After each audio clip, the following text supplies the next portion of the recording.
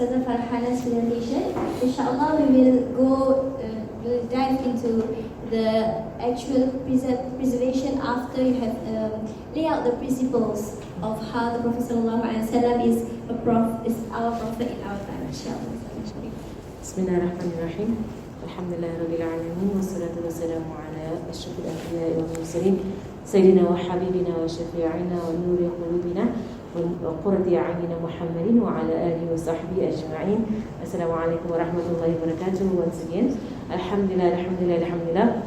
This was not planned with the Qasidah group, but it's just, I guess it's the first thing that comes to mind when you speak about the end of times. When you speak about our time and you speak about the Prophet ﷺ, this statement comes to mind: لَوْ كَانَ بَيْنَ الْحَبِيبِ, if the beloved was amongst us. Then, mashallah, I asked my teacher once, one of my ustazahs, when I was studying Tarim, I asked her once, about this statement, law, because the word law in Arabic is different from in, right? The word law, it is an if that is an impossible if. It's usually used in that way. When I say that if I were you, that kind of thing. If I were something, you tend to use a kind of word for something that is impossible, right? And she said that correctly speaking, you will say حَيٍّ فِي قُلُوبِنَا, right? You will say حَيٍّ فِي قُلُوبِنَا, alive in our hearts, right? So how much the Prophet ﷺ is amongst you or is present with you is how much you are present with him, sallallahu alaihi wasallam. And she mentioned that, right? So she said, it's really, it's just you. It's like, when Friday comes around, and when you send salawats to Rasulullah on Fridays, your voice goes directly to him, sallallahu alaihi wasallam, without any intermediary of an angel. And like today, if I send salawat to Rasulullah, an angel carries my salawat to him, sallallahu alaihi wasallam, in his grave in Medina. But on Fridays, directly he hears our salawat. And on the him, sallallahu alaihi wasallam, our salam and our salawat. And then, how much he hears of my voice is on me. Right? It's on me. Do you want to salawat? Will you salawat? On Fridays, when you put in the effort, to put in the salawat, because he's ready to respond to your salawat and salam, sallallahu alaihi wasallam. But we are not there. He's ready, he's present. But then where are we? We don't show up. We don't show up to the meeting with the Prophet sallallahu alaihi wasallam every Friday. And every day for that matter. So mashallah, if the Prophet sallallahu alaihi wasallam was amongst us, and how much is with you is how much you are with him, sallallahu alaihi wasallam. So what I have done here in the next few slides, inshallah, for the next 20 minutes or so, right, is that I've just taken 5 aspects, of our life, right, today. And these 5 aspects is not unique to our zaman. It's basically something human, right? So the 5 aspects to every human being, and this is basically the application, but again, we're going to extend it, right, to our zaman. Us in this zaman, we're not that unique, right, from any other zaman. We're really not. Right? We have the same problem, the same issue, the same whatever. We are going through the same things that people of the past used to go through. Right? Women today are working. Yes, Khadija worked. Right? Many women work. You go all over the world, you find women working. They're working all over the world. The working woman is not a modern day phenomenon, right? But what you would say is a modern day phenomenon. Even then, you might argue that also. But you would say the entire spread, right, of ghafla, of heedlessness, the embracing of heedlessness. Right? So in our zaman, you would say there is a spread, there is an embracing, and there is a celebration of heedlessness in our zaman. Muslims and non-Muslims, unfortunately, the Muslims are also involved in a lot of heavy heedlessness. When people go binge watching and whatever that people do in our zaman, which basically is unheard of amongst the Muslims in the past. Because they are people of the akhirah. Muslims are people of the akhirah. And our Prophet ﷺ is a person of the akhirah. Mali wa dunyakum. What do I have if you are dunya? MashaAllah. Right? So the more we are to the dunya, the further we are from the way of our Prophet ﷺ. So the 5 aspects of human beings, right, in any zaman, in any makan, in any place, in any time, in society, it comes down to 5 things. And it's simple, everyone would know this. Right? You don't need to have a degree or something to know this. Right? Yes, you have your individual self. Right? Your individual self. You have your family. Right? Your family, your parents, your spouse, your children. Right? Your family. You have your companions. Right? So obviously, your companions, the people who are around you, are your friends, your companions. Right? You have your society, your community, right, at large. Right? So you have the bigger environment, your neighbor, right? Your neighbor and your bigger environment, and eventually you have the ummah of Rasulullah sallallahu alaihi wasallam. The ummah, as some of our ulama have mentioned, there are 2 sections of the ummah. There are those who are already in Islam, and they are of the ummah of Rasulullah sallallahu alaihi wasallam, and there are those to be called to Islam, and there are those not of the Muslims. Right? There are those to be called, right, to Islam. So anyone will know this, right? There's five areas in anyone's life. So when I speak about your day, when you begin from the morning till today, the morning from now, you can actually compartmentalize all of your activities into one of the 5. Correct? Right? True. Everything. Whatever you do today, you think to yourself, yeah, it is one of the 5. Right? Either for myself, for my family, for society, right? For my neighbor, right? For my friends, my companions, more or less. Right? I don't think there's anything beyond this 5. Right? Everything falls into this 5. Right? So I have, and the hadith, mashallah, our Prophet sallallahu alaihi wasallam, to call him a mountain of knowledge or to call him an ocean of knowledge is an understatement. Subhanallah. And he's beyond that, sallallahu alaihi wasallam.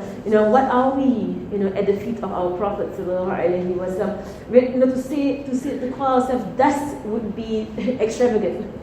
Subhanallah, not even dust at his feet, sallallahu alaihi wasallam. But the hadith literature, mashallah, may Allah reward our imams greatly on our behalf, as Sarah, she showed us how in the preservation, how stringent, how rigorous they went through for it to be preserved and brought to our time. Not for us to just read it and tuck it away, no. But because we desperately need it. Even things like that you will say to the seerah, to the shama'il, the physical characteristics of the Prophet ﷺ, and the biography of Rasulullah ﷺ, it was preserved by those who were around him because they saw this as part of Ashhadu anna Muhammadan Rasulullah. To know his shama'il, to know his physical description is part of Ashhadu anna Muhammadan Rasulullah.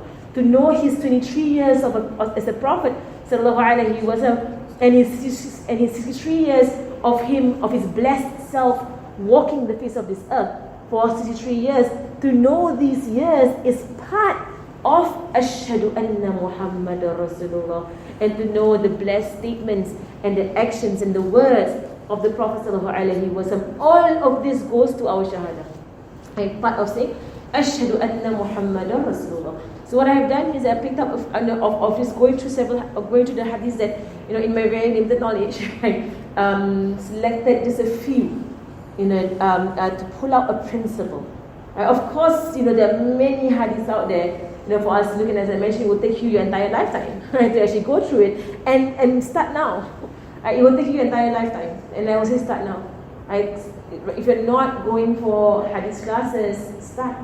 At least the Arba'in Nawawiyah, the 40 hadiths Imam Nawawi has collected, at least that one. You've never gone through that one, go through that one. That one, mashallah, it will encompass things for you. It will give you clarity in your life. And then if you have finished the Arba'in, go on into Risalihin. Risalihin is really, literally, I will say to you, you will die doing it. And maybe die doing it. And maybe die studying hadith, maybe die studying Quran, maybe die, seeking knowledge from our Prophet sallallahu alaihi wasallam. Do it until you die. Do it until you die. Don't you dare stop. Don't you stop. Because the moment you stop, you fall into ghafla. The moment you stop taking from this light, that's when darkness comes in. Because darkness is not a thing. Darkness is the absence of light. That's what darkness is. Because you're not putting light into your life, that's why it becomes dark. And that's how, ghafla comes in, hypnosis comes in. And that's how our ulama say, you go 3 days without a dars, you go 3 days without a lesson, Your heart dies. Your heart literally dies. And you begin to surf the internet and watch nonsense. Because why? You're not getting constant reminder. You must get constant reminder. I would say once a day at least. And once a day is very little. Like, once a day, go for a dars, go for a lesson. Once a day. At least once a day. Do it. We have everything at our disposal online. No excuse. I didn't do our judgment, mashallah. Our zaman, we have absolutely no excuse Yawm al-Qiyamah why we are not studying. Absolutely no excuse. It's literally here. I can use my phone right now. Literally. We have absolutely no excuse. So many of Allah has caused for COVID to push everything online. Now really no excuse. Now we have reading of hadith and sanad and ijazah online. Masyayikh all over the world sekarang, Masya Allah. Subhanallah. Right, so really wake up. Maybe wake up as an ummah. Right, so the first hadith that, these hadiths are principles, they are principles. I'm going to pull out the principles from them. And many of the other, and there are many principles in one hadith. You will see there are many principles in one hadith. Right? But it's just to show, this is what Habib Abu Bakr al-Adani has pointed to with Sunnah Mawaqif. And so the Mawaqif, it is prophetic principles. So you lead out principles. When you understand the principles, you can apply it to any part of your life. And that is how the ulama say, right there, the 23 years of him being a prophet ﷺ on this earth, right? That 23 years is reference for the rest of humanity till the day of judgment. Whatever that can happen to humanity till the day of judgment, you will find the solution in those 23 years. Right? There is not a single situation that will happen from today till the day of judgment, but you will not find the solution in those 23 years. It's right there. It's in those 23 years. Those blessed 23 years whereby he sallallahu alayhi wasallam graced the face of this earth that we live on. Sallallahu alayhi wasallam. This is the study of seerah. And then one of the books that I really love and I'm so blown away by is Fiqh al-Seerah. Right, Fiqh al-Seerah by Sheikh Mi'adha, bless his soul, and raise his station, and the one who really on our behalf, Sheikh Muhammad Sayyid Rahman. Right, his Fiqh al-Seerah is so profound. It is really the application of the life of Rasulullah sallallahu alaihi wasallam in our zaman. It is there, mashallah, and it's translated in English. And you read in English, I don't know, but I think Malay is always faster in English. If something is in English, confirm in Malay. The Malay translation is way faster than the English translation. Mashallah. But it's, of course, if you can, assess these classes. I think one of the mashayikh in Indonesia or Malaysia, they're doing it in Malay. Right, these classes, and you can actually, I think Singapore also, I don't know why. But I know one of the mashayikh in Malay, they're doing these classes on Fiqh al-Seerah. So anyway, so on our individual selves of the five, I'm going to go too quickly, I think, on ourselves. So it is of the many different hadiths. Right? So in this hadith, sallallahu alayhi wa sallam, he said, بَادِرُ بِالْعَمَالِ فِتَنًا كَقِطْعَ اللَّيْلِ الْمُظْلِمِ يصبح الرجل فيها مسلما ويمسي كافرا ويمسي مؤمنا ويصبح كافرا يبيع دينه بعرض من الدنيا. This is what you call in the hadith sciences jawami al-kalim. Right, jawami al-kalim, it is what you would call it concise. Okay, you would call it concise, all-encompassing speech. That's how it translates. Concise, all-encompassing speech. Sallallahu alayhi wa sallam is part of his mu'jizah. It's part of his miracles. Sallallahu alayhi wa sallam, he can say a word, one statement, and in this one statement of a few words, you can count number of words. It's an ocean of meaning. And the meanings will unravel itself through the ages. It's phenomenal. It's phenomenal. That's why it's the mu'jizah. It's his mu'jizah. Sallallahu alayhi wa sallam. Right? So, of course, we know the greatest mu'jizah of Islam is the Quran. Right? And then his hadith. His hadith is part of his mu'jizah. Right? The Sahaba are part of his mu'jizah. Like how he transformed an entire society of people. to be the best human beings the world has ever seen. Across time. That's a miracle. MashaAllah. But in this hadith, sallallahu alayhi wasallam, he said, and he gave the solution first. MashaAllah.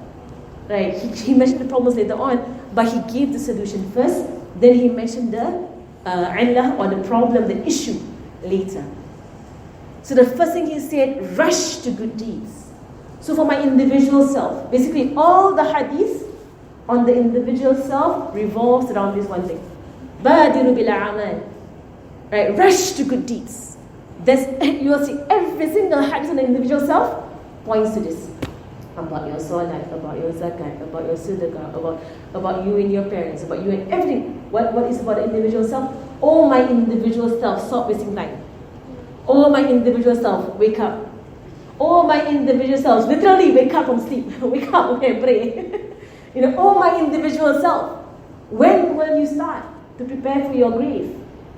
And oh, my individual self, see, precise. That's all you have to know, the first two words. That's all you have to know, oh, individual self. All the hadiths, tahtaha. All the hadiths under this. Just say, MashaAllah. And then in case you don't want to wake up, in case you human beings still in your heedlessness, he emphasizes further. That's how he does, the best teacher. Like how a teacher does. Say, do your homework. Students, if you don't do your homework, I'm going to minus 10 points from your end paper. Straight away, if you don't do your homework, you're going to fail. Straight away you wake up. There has to be a threat. Right? Then human beings wake up. Right? So here, it's not a threat, it's a warning. It's a warning. This will happen. It will happen. And not something like someone committing a sin. And sins are not light, not necessarily they're light. Right? But something so severe, it will cost you Jannah. And what is that? Shirk. He said, in one day, 24 hours, 12 hours in fact, morning Muslim, evening kafir.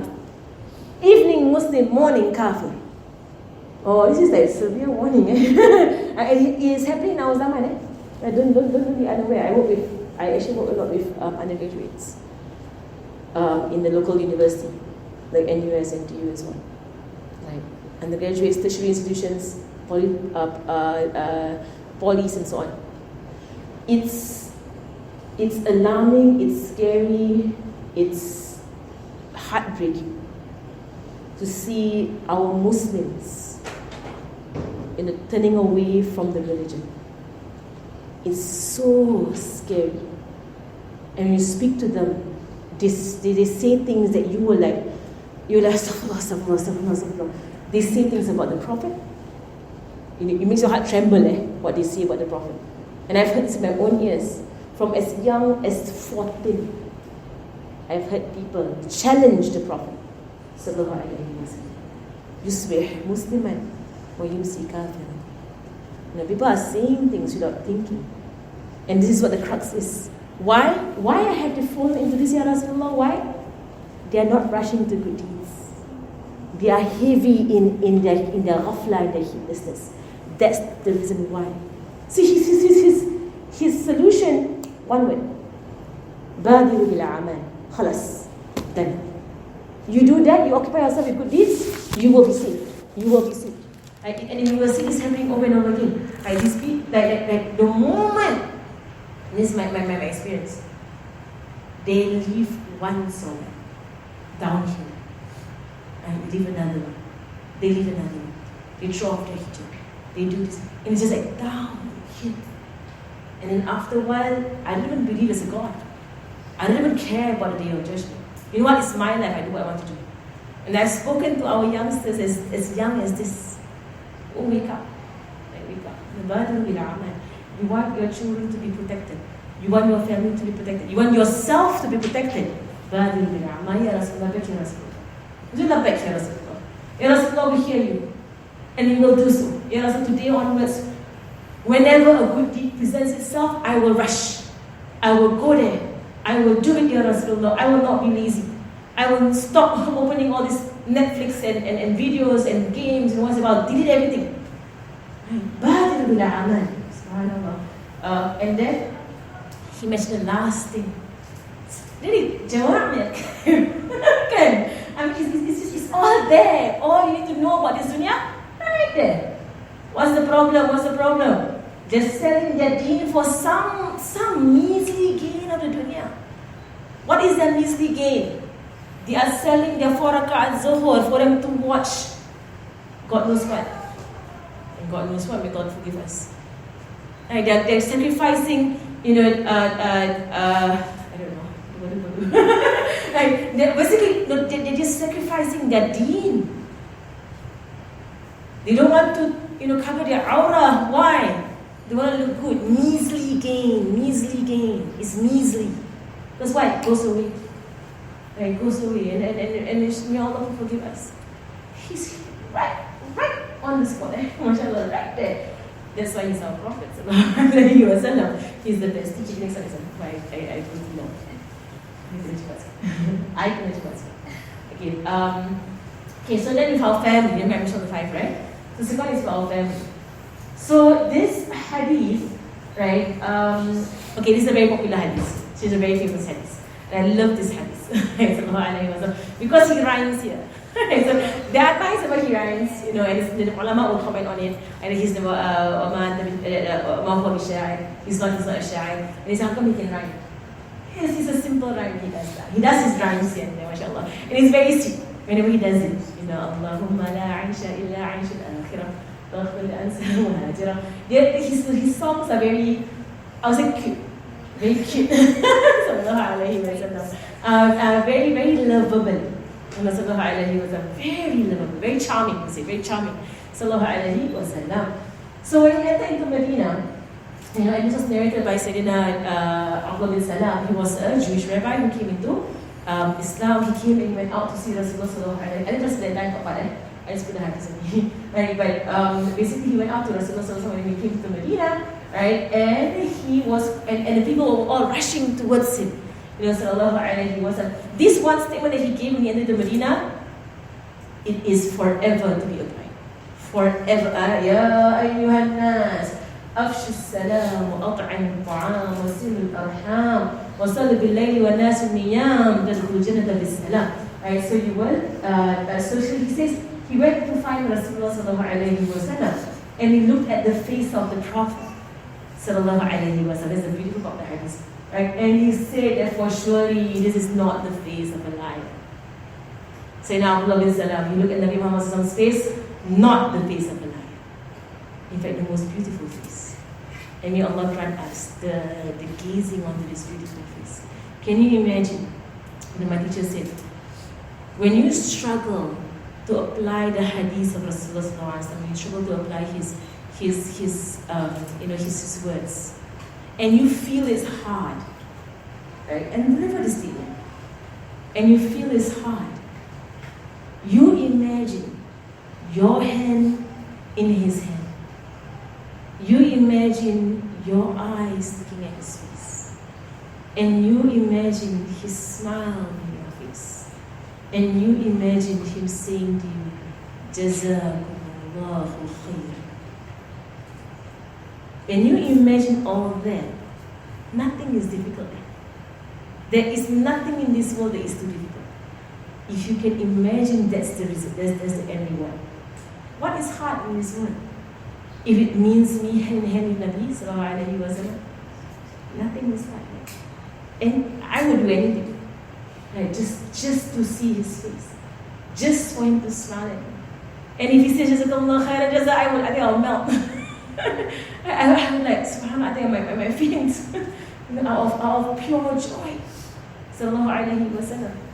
So his face was not the face of a lie. And he was saying these beautiful words about family, society, and self, in fact. These are actually encompass a lot of things, mashallah. But these are principles. Like when he began, Ya ayyuhan nas. This is his first entrance into Medina. Can you imagine? The first thing to say when you enter into Medina. Mashallah. A principle to be held onto to the day of judgment. And all people, spread peace. We are here for peace. We are a religion of peace.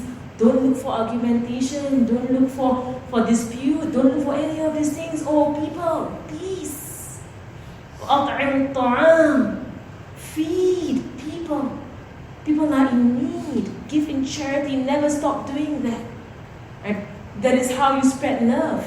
Right? Through peaceful interactions, through food. This is a principle that is through time. I know, you go anywhere in the world, this is a principle. It is a principle. Some of us who work in some of the neighborhoods in Singapore, they are very, very poor. Right? And really it's about food. You bring food, they come. Then you teach them. Right? You da'wah to them a bit. But you've got to bring the food. And when you bring the food, human beings come. And that's how some used to do it also. He would bring food, right, to the people and they would come. Then he would feed their stomachs and their souls. He would feed both, sallallahu alayhi wa sallam. And then wasil alhamdulillah for the family. Right? And connect your ties and kinship. And we can never underestimate this. Right? We know the severe penalty and sin in breaking ties and kinship. So our principles. And then your soul, don't forget your soul. وَصَلُّوا بِاللَّيْلِ وَالنَّاسُ نِيَّةٌ. وَصَلُّوا بِاللَّيْلِ وَالنَّاسُ نِيَّةٌ. And Sayyidina Umar, he was once asked, Amir al-Mu'minin, when he was a leader, why don't you sleep? Because Sayyidina Umar, he rarely sleeps. Right? And Sayyidina Umar, he said, if I sleep in the day, du'a an-nas, the people will be lost. If I sleep at night, du'a Umar. Umar will be lost. So he doesn't sleep, Sayyidina Umar. Because in the day, he's serving the people, in the night, he's serving his soul. In his worship to Allah subhanahu wa ta'ala, may Allah grant us that. So principles here. Just a few principles, mashallah. Okay. About our children. I think I separated children from the family because they are the next generation. They are part of the ummah.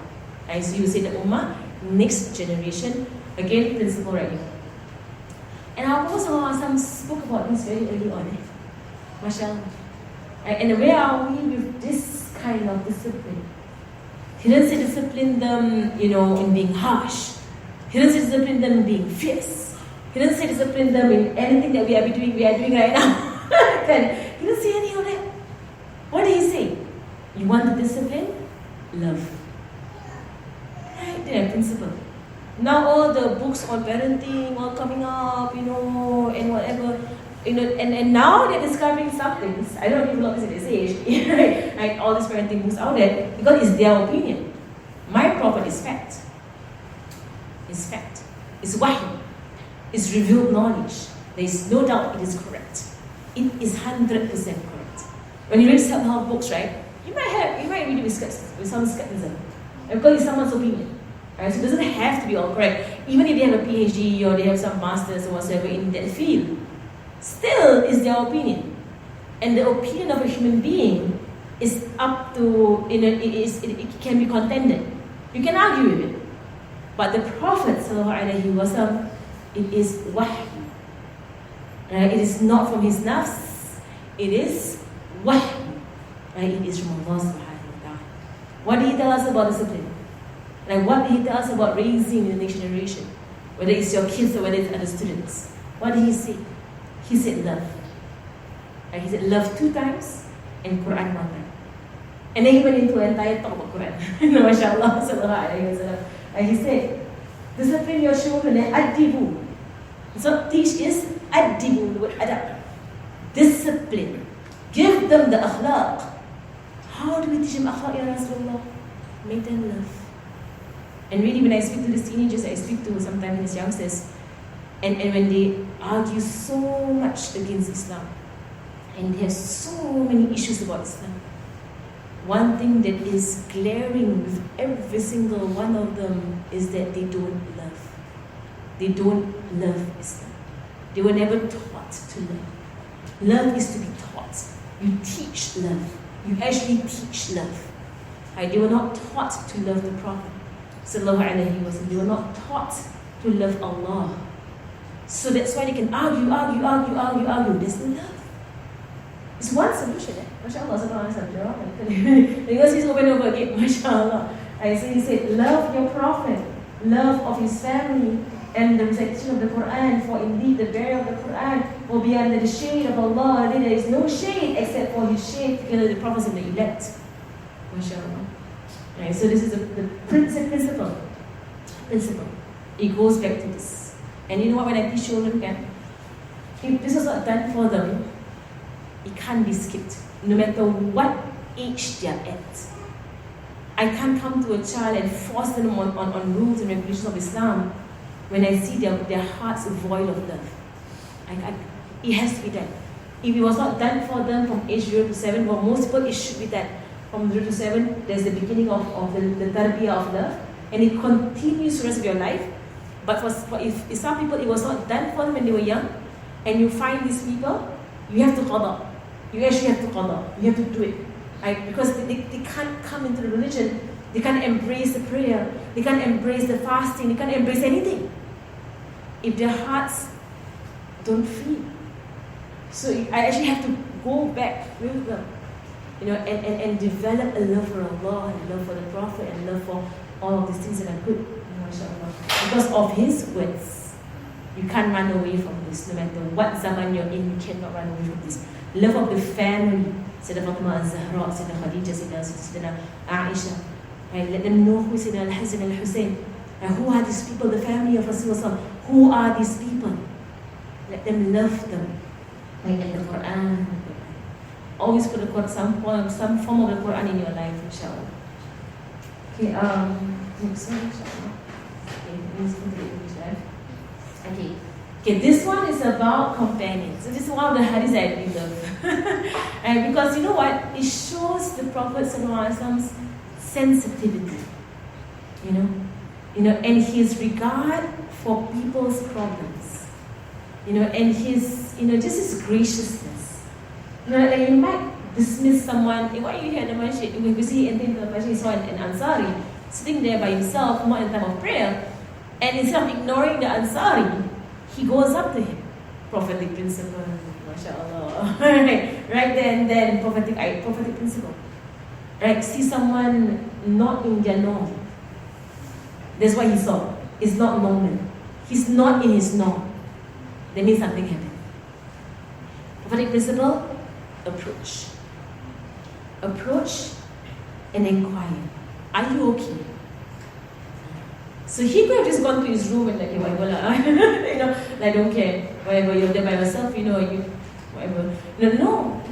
Sallallahu Alaihi Wasallam, so sensitive to people. This is one sunnah that I really macam, Ya Allah, so much to want to be so sensitive to people's needs. Oh, sensitive, mashallah, mashallah. He put the bar so high, Rasulullah. And how to follow, mashallah. What to be sensitive to people's needs. They're not normal. It's not their normal behavior. Check it out. Go and check it out. So he checked it out.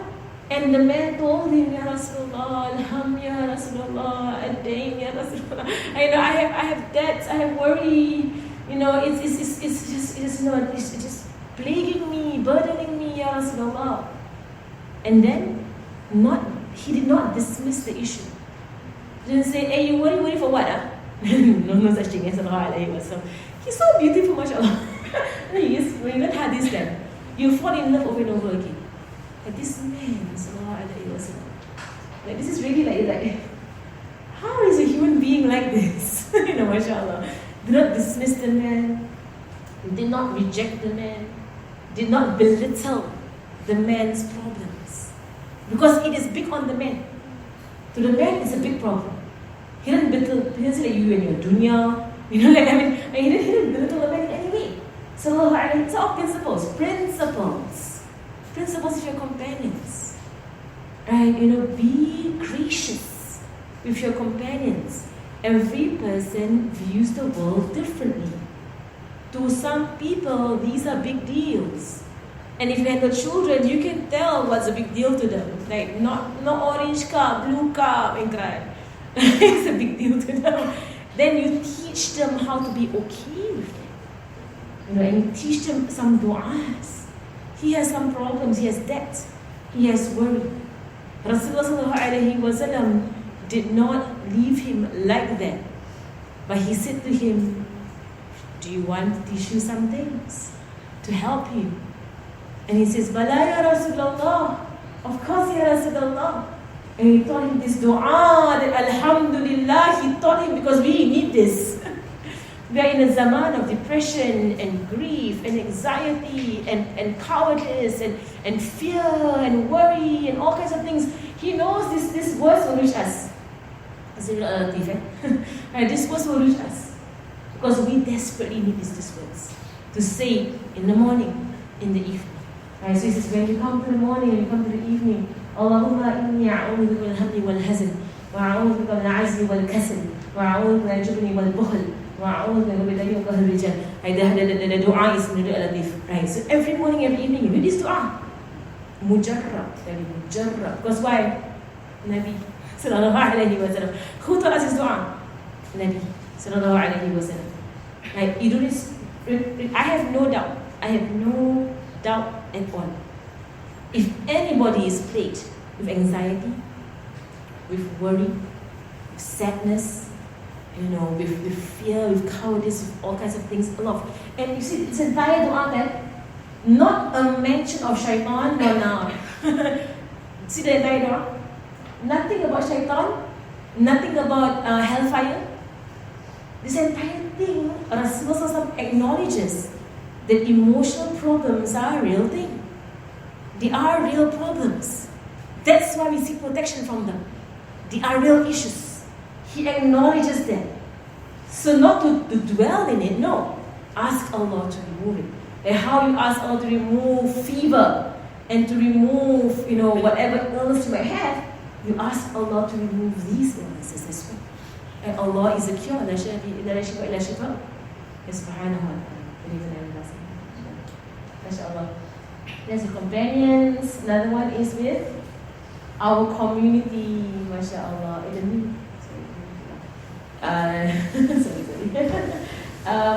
MashaAllah, this is the all-encompassing hadith. Sallallahu alayhi wa sallam. All of his hadiths are all-encompassing, mashallah. Like he is okay, mashallah. I think that when you go through hadiths, like, you just spend the entire time just like you say so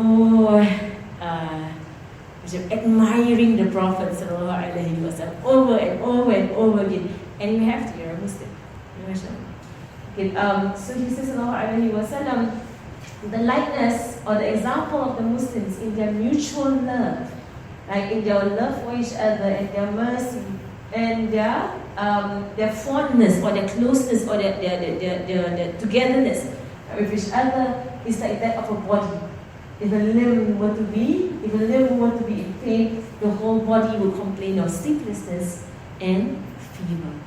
And here he shows that the need for us to be involved with community.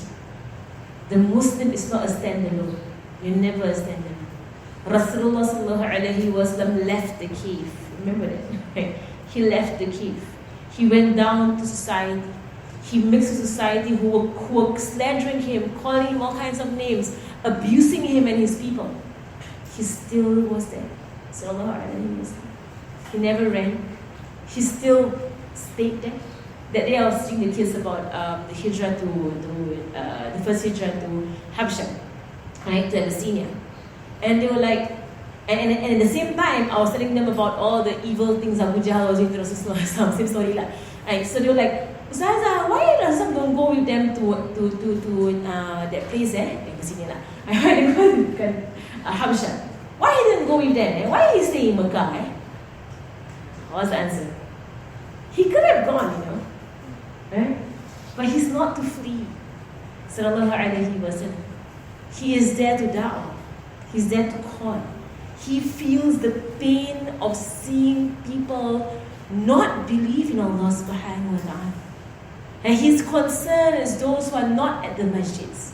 His concern are those who are wasting their lives away. And that's his concern. Right? So he feels the pain of these people. And he feels pain seeing these people. And he has delivered this to us. This, the believers, when you see people, and Imam al-Haddad, he mentioned in his book of Assistance, that, when someone comes to you and asks you a question, that you know the answer, you need to answer that person. It's a wajib, you must answer that person. And he said, Lisan al-hal afsah min lisan al-maqal. The tongue of the state is more eloquent than the tongue of the speech. Which means They are asking questions by their behavior. The behavior is asking questions. When they leave the prayer, when they leave the sunnah, when they leave the wajib, when they go into the haram, their behavior is asking questions. Their behavior is telling you they don't know how to get close to Allah subhanahu wa ta'ala. They might not even know they have to get close to Allah subhanahu wa ta'ala. MashaAllah. And then for you to address that unspoken question. But it's a glaring question. It's unspoken, but glaring. And it tells you they are suffering. Suffering from what? From distance from Allah subhanahu wa ta'ala. May Allah subhanahu wa ta'ala give us awareness of how our Prophet sallallahu alaihi wasallam made us aware. Inshallah, this is what we're going to do. And then, inshallah, this is salawat that usually we'll do after we do hadith. Because we went through a lot of hadith today. So just salawat and then we will take the questions. اللهم صل أفضل صلواتك على أسعد مخلوقاتك حبيب الله سيدنا محمد وعلى آله وصحبه وسلم على معلوماتك وخير كلماتك كلما نفعت وزامل وغفل عنك الغافل اللهم صل أفضل صلواتك على أسعد مخلوقاتك حبيب الله سيدنا محمد وعلى آله وصحبه وسلم على معلوماتك وخير كلماتك كلما ذكرك وذكره ذاكر وغفل عنك الغافل اللهم صل أفضل صلواتك على أسعد مخلوقاتك حبيب الله سيدنا محمد وعلى آله وصحبه وسلم على معلوماتك وخير كلماتك كلما ذكرك وذكره الذاكرون وغفل عنك الغافلون بكل خلافة على خلقه وارضى عن السلسلة عاشر الإيمان.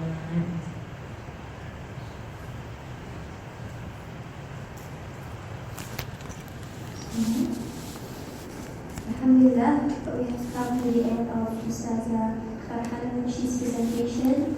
I am very sure that we all received a lot of pearls of knowledge, and inshallah we will gain more love and motivation to learn about the Prophet sallallahu alaihi wasallam and his hadith and his sunnah in our daily lives, inshallah. Inshallah, I'm sorry. That's right. Inshallah, I just want to thank everyone for attending our presentation, and first and foremost, I want to thank Ustazah for sharing with us all of these beautiful hadiths and sunnahs that we should desperately apply in our lives, especially in our era now, inshallah. For now, I will pass this next segment to Ustazah, inshallah. Thank you very much. Thank you. Alhamdulillah, we have come to the end of our forum for today. Thank you once again, Ustazah Farhana Rashid and Ustazah Biba. And right now we have a special segment in line with our objective of instilling mahabbah for the Prophet sallallahu alaihi wasallam.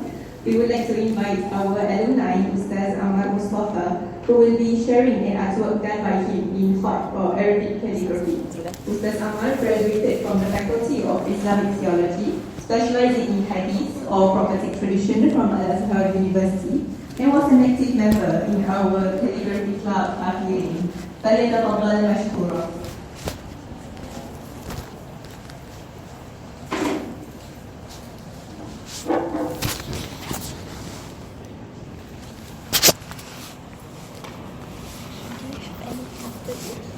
No, because maybe if there are any Jama'ah who want to ask questions, if you are free, of course. Yes. Yes,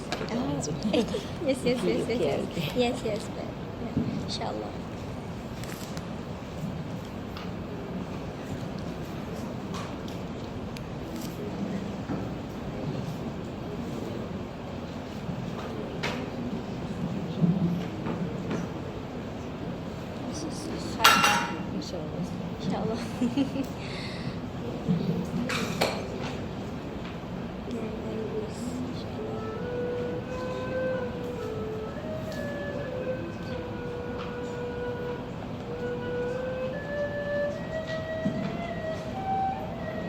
Bismillahirrahmanirrahim. Alhamdulillahirabbil alamin wassalatu wassalamu ala asyrafil anbiya'i wal mursalin sayyidina Muhammadin wa ala alihi wa sahbihi ajma'in.